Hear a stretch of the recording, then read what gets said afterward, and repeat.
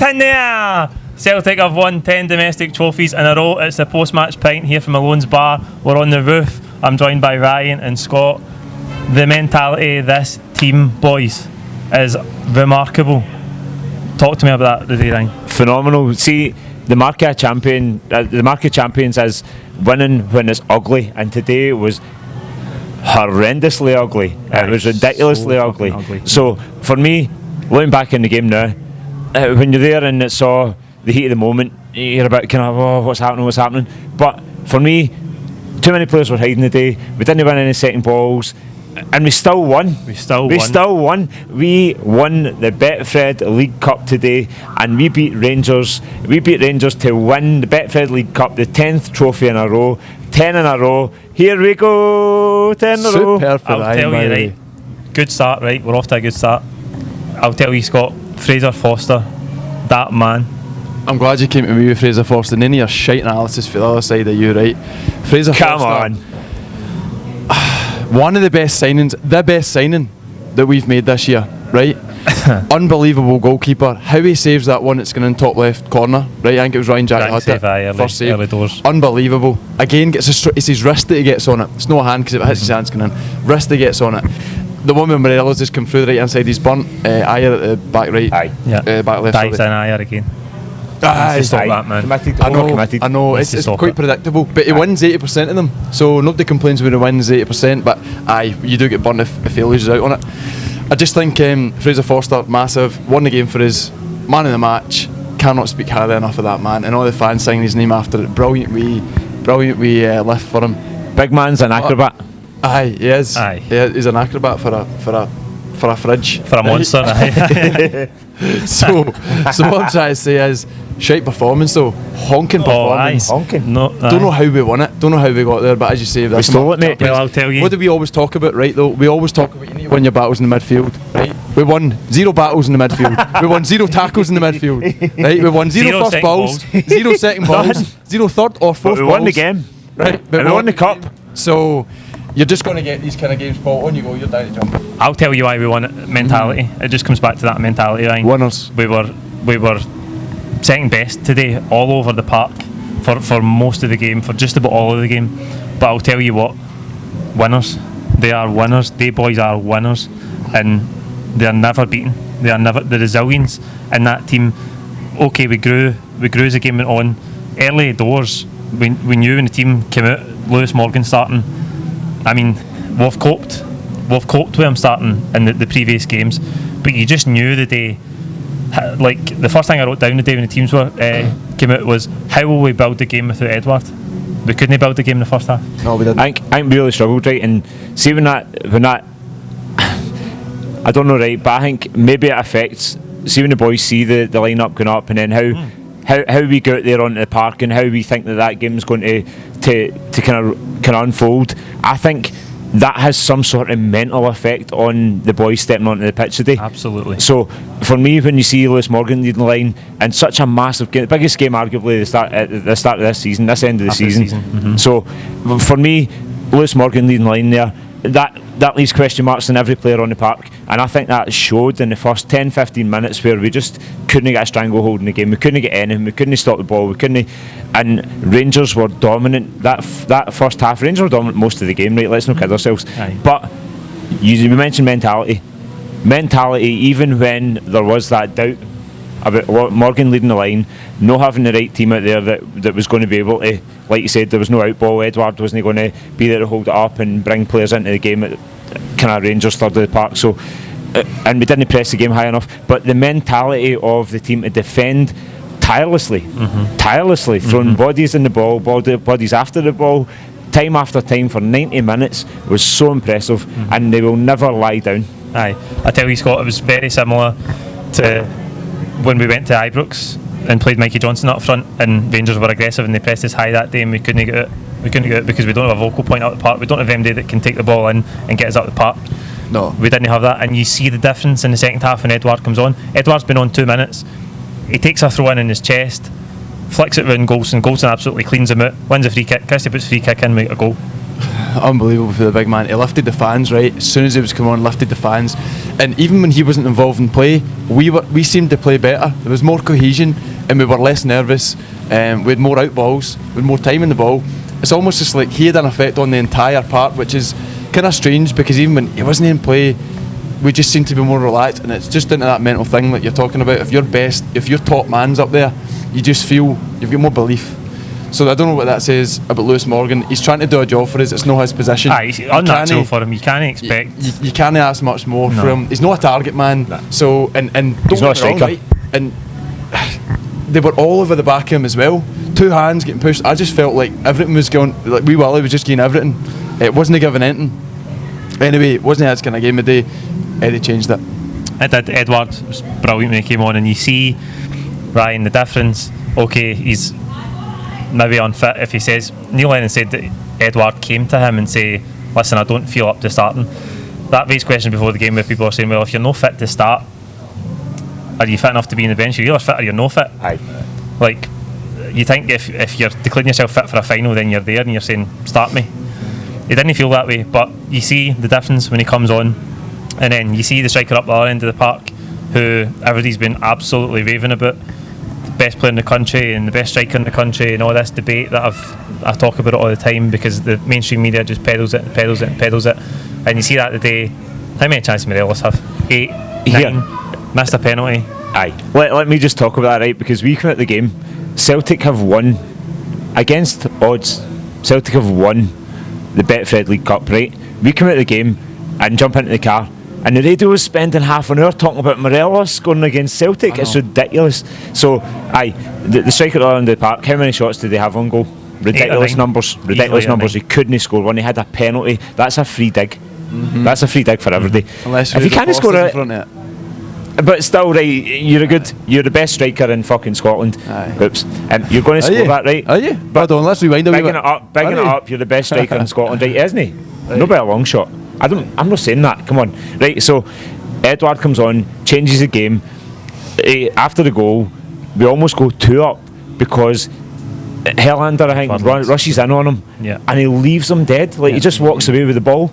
Like, he's tried to commit, and he's tried to take Edward out of the game, and Edward walks away with the ball and plays in Mikey Johnston. That didn't happen before he came on the park. He's phenomenal. Absolutely, that was exactly the type of thing that we didn't have when Morgan was in the pitch, Scott. And you see it, he does so well, Edward, and as soon as he gets free, you're screaming, look, Johnson, game it, because he's in. Rangers are so committed, and Johnson's in. Perfect pass. I mean, he should have scored, man, but didn't matter. Before I got on to Mikey Johnson, I just wanted to say, on the Morelos point, he's the Colombian Chris Boyd. Can I agree on that? Aye. Right. Mikey Johnson, he had too much time, I just think. He did, He had too much time, it was too good an opportunity, he had too much time to think, and he seemed to kind of fall over himself before he could hit the shot. I'd have put any money on him to score, because he's a good finisher. Edward there, goal. Aye, and I'll tell you the now. Cucumber. I'll tell you the now. I seen a wee bit there before we came on. Chris Sutton talking about if Edward was in the Rangers team today, it'd have been 5-0. That's the difference. 100%. Edward would not have passed up the chances Morelos had today. No way. Absolutely not, and that is the difference. The other thing I want to touch on with Morelos is I'll never know how he didn't get booked. You're texting me at half time, and I'm saying. He's giving away a couple of fouls. What he was doing was he was looking at Aya instead of looking at the ball. And Willie Collum, to be fair to him early on, did say to him, he gave a foul for the two of them, and he said, you can't look at the man and not look at the ball. See, in the second half, he had 6, 7, 8 fouls, and he left one on Julian, but maybe 10 minutes after the sending off, raked down the back of his ankle. Nothing, not even a booking. Then he fouled Christie about 2 minutes later, still no a booking. He left a couple on Scott Brown, still no a booking. We put the ball out. Johnny Hayes put the ball out when Julian was down for that trample by Morelos, and they didn't ease it back. He kept it. So did he not get a yellow card? Talk to me about Rangers and fucking standards and tradition and sportsmanship. Scumbags. Did he not get a yellow card all day? He did. Right. I thought he got a yellow. First half. Did he? Aye. I thought he did. First half. I thought Morelos got a yellow card. Did he? Aye. First half, 100%. I'll tell you what. See his first 5 What fouls. was it for?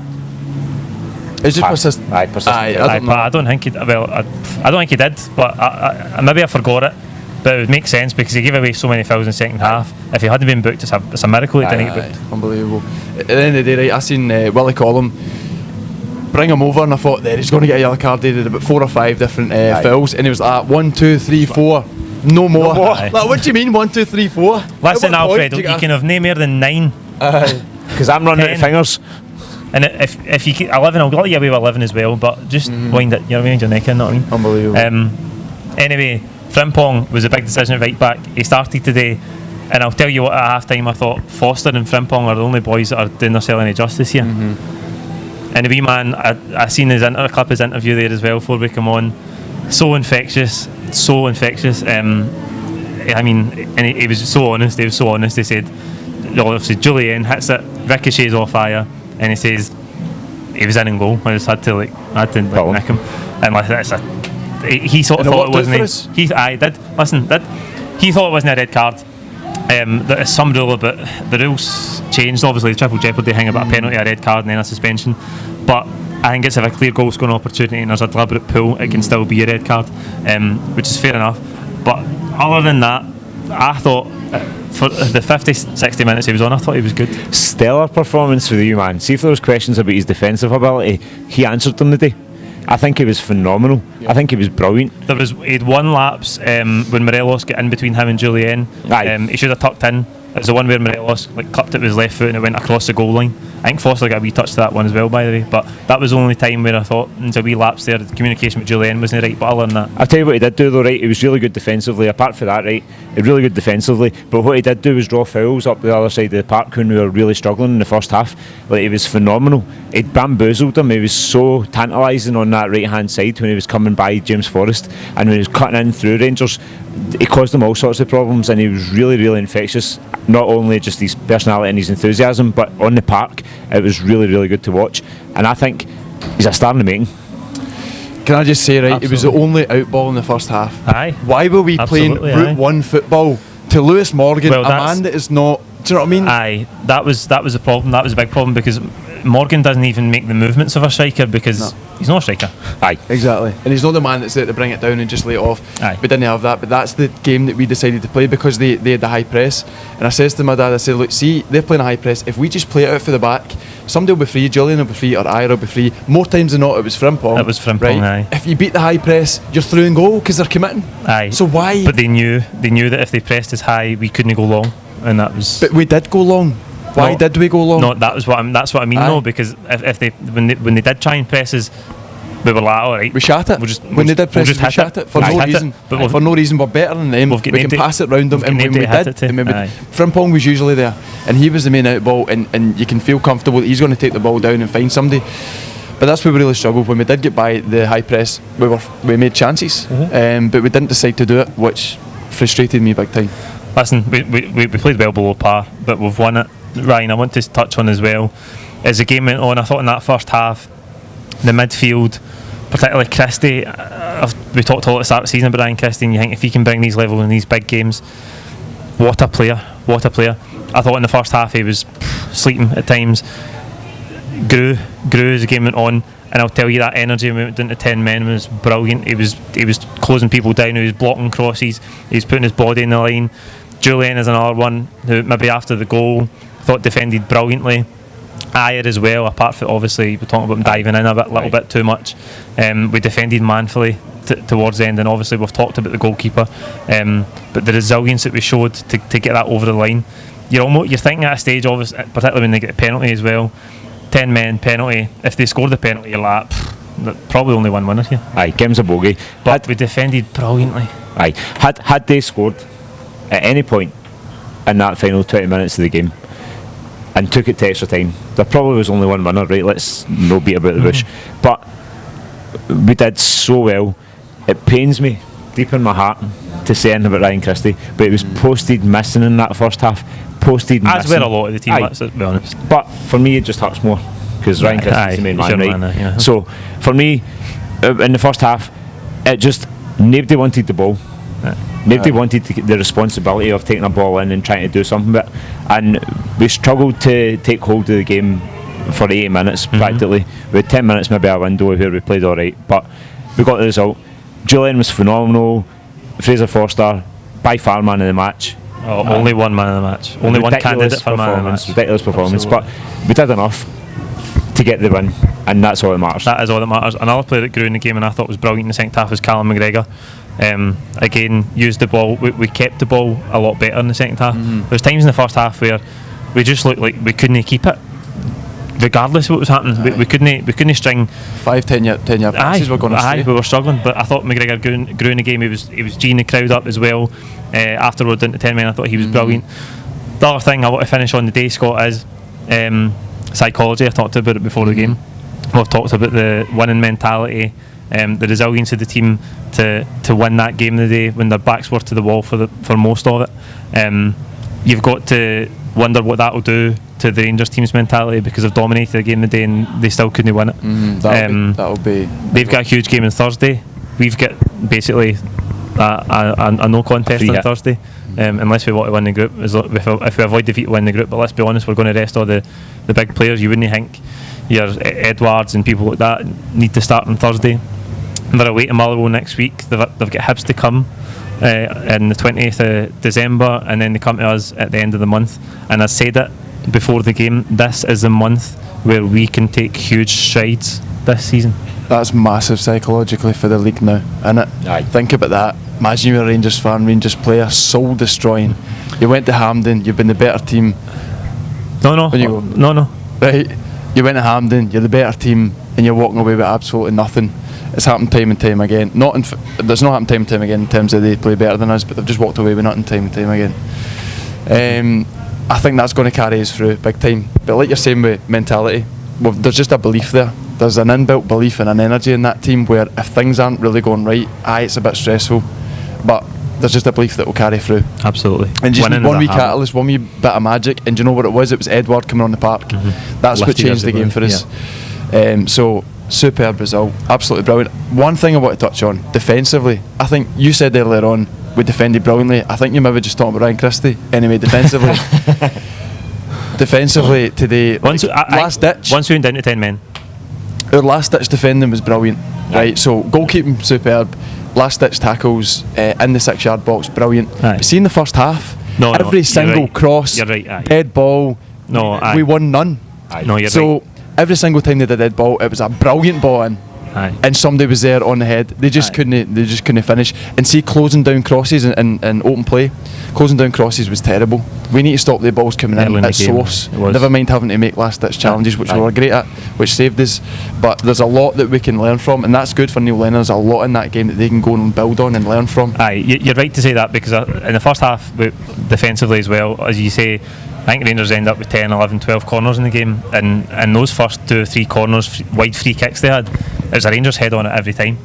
So what I mean is, after we went down to 10 men, we seem to be better. We seem to defend better. We seem to, again, it's that almost psychological boost when you get into 10 men. You think, right, we need to dig in here. And I'll tell you another thing. There might be some people who go away and say, well, Rangers played well today, they're a better team. See, when you come to Parkhead on the 29th of December, we will not play as badly as that. We had our second choice right back there, right? Frimpong, brilliant, young guy, only played 8 or 9 games professionally. El Ahmed's out. We had our third choice left back, Ball and Golly's no there. Taylor's cup tied. Who isn't a left back? We've got Hayes in there, who technically isn't a left back. He's played a lot of games there now, but it's not his natural position. Brilliant job. But he's not a left back. He's not a natural left back, right? Third choice left back. We didn't have a striker on. We'd arguably the 4th or the 5th choice person that you'd play up front. We will not play as badly as that. El Yunusi, who started the game, came off at half time for Mikey Johnson, is just back for 2 or 3 weeks out. We will not play as badly as that on the 29th of December. No, not even close. And they won't play as well as that on the 29th. Let's all the cards on the table. We have not played Rangers in a cup final for years, almost a decade. Almost a decade. So going into that game, that has a psychological impact because it's a big game. But even more than that, we played Lewis Morgan as the leading man, right? We didn't have El Hamed, but Frimpong played amazing. We played Johnny Hayes in left back. See when that rectifies throughout this month, which it will. El Hamed's coming back. El Yunusi will be back to full strength because he'll play 90 minutes, and Edward will be leading the line. Then that's a different game altogether. Absolutely. You step onto the park at Celtic Park, different kettle of fish.